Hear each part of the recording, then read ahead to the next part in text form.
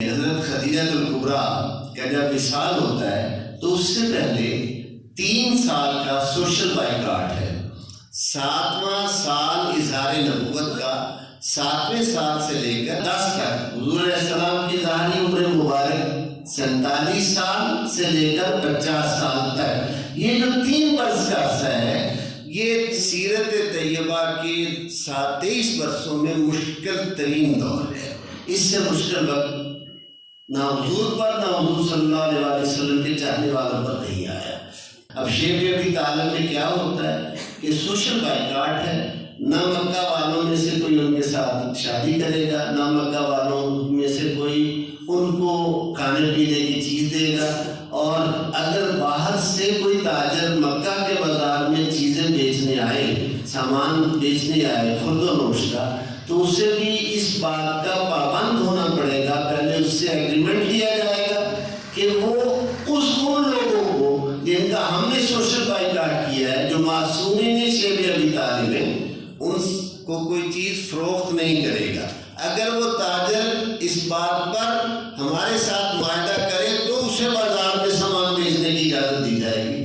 یہ 3 سال اس اذیت کے ساتھ گزرے، کبھی درختوں کے پتے ابال کر، کبھی درختوں کی اندرونی نرم چھال ابال کر وہ لی جاتی. اس حالت میں وہ ہستی، حضور تو تھے ہی محبوب خدا نے، حضور کی ذات تو بے نیاز تھی. حضور علیہ السلام نے صوم وصال رکھنا شروع کر دیے، یعنی افطار تھا ہی نہیں، مسلسل روزے.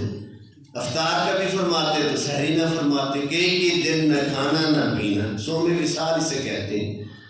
صحابہ کرام نے دیکھا تو انہوں نے کہا ہمارے آقا رکھتے ہیں تو ہم بھی رکھتے ہیں. اب 1 صحابی نے، 2 صحابی نے، 4 صحابی نے رکھے. جب رکھے تو 24 گھنٹے، 48 گھنٹے، 36 گھنٹے نہ کچھ کھایا پیا. کوئی مسجد میں پڑا ہوا ہے نڈال ہو کر، کوئی گھر پڑا ہوا ہے، نمازوں میں تعداد کم. کیا ہوا؟ حضور آپ صوم وصال رکھ رہے تھے، ہم بھی رکھ رہے تھے. آقا نے فرمایا تمہیں یہ کس نے کہا تھا؟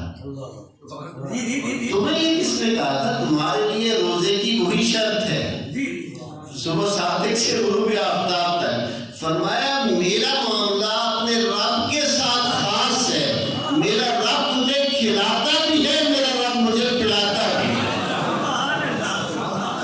میرا معاملہ مختلف ہے. حضور تو تھے ہی اس شان کے مالک، یعنی ان کی تو معاملہ ہی اپنے پروردگار کے ساتھ تھا. لیکن جو باقی ہستیاں تھیں، اور یہاں خاص طور پر جس بارگاہ میں ہم حاضری دے رہے ہیں، اس ہستی کی ذرا شان دیکھیں کہ ایک وقت ہے کہ اس ہستی کے مال تجارت پر پورا عرب اور مکہ بن رہا ہے. آج اسی ہستی کو چند سیر گیہوں دینے کے لیے کوئی تیار نہیں ہے. میں صرف ایک جملہ آپ سے پوچھنا چاہوں گا کہ حضرت خدیجہ الکبریٰ، حضور کی بات میں نے الگ کر دی، شان ہی اور ہے.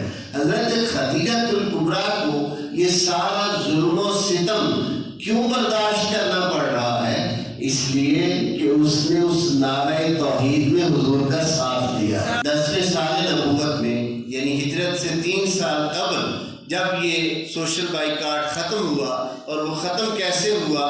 یہ معاہدہ لکھ کر چمڑے کی تھیلی میں سی کر خانہ کعبہ میں لٹکایا ہوا تھا اہل مکہ نے. یعنی یہ جو بھی مکہ میں آئے اسے پتہ چلے کہ ہمارا ان لوگوں کے ساتھ بائیکاٹ ہے، وہ اس کو فالو کرے، اگر نہیں کرے گا تو اس کو بھی اسی لسٹ میں ڈال دیں گے.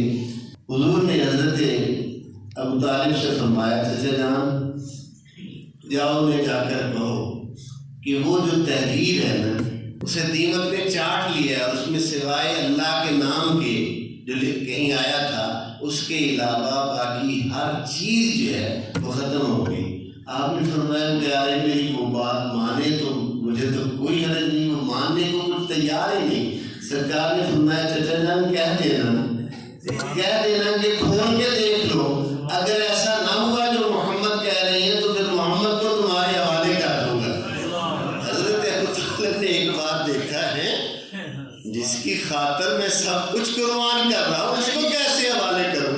حضور نے مسکرا کر فرمایا چچا اس کی نوبت ہی نہیں آئے گی، یہ ان کے لیے کہا جا رہا ہے، ان کو جا کر کہہ دو.